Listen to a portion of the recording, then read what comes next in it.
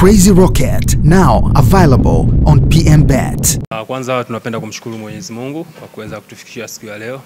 Lakini kwa upande mwingine, kwa upande si wachezaji, tunamshukuru Mwenyezi Mungu katulinda, tuko kwa afya njema kwa ajili ya kujiandaa kwa mechi yetu ya kesho dhidi ya Azam.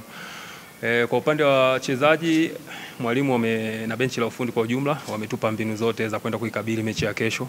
Hivyo sisi tuko tayari kwa ajili ya mechi ya kesho. Message kwa mashabiki wa Singida Black Stars wakiwa nyumbani. Mashabiki waje kwa sababu kizingatia katika mechi yetu sisi na Azamu ni vita kugombania nafasi ya 3 na mbeleni tunategemea kwenda kupigania pia ya pili na ya kwanza. Lakini kwa hii mechi ya Azamu ya kesho ni mechi ya ushindani kwa sababu sisi tunahitaji pointi 3 nyumbani ili tuweze kujiwekea nafasi nzuri ya kufikia lengo la kugombania nafasi ya 3.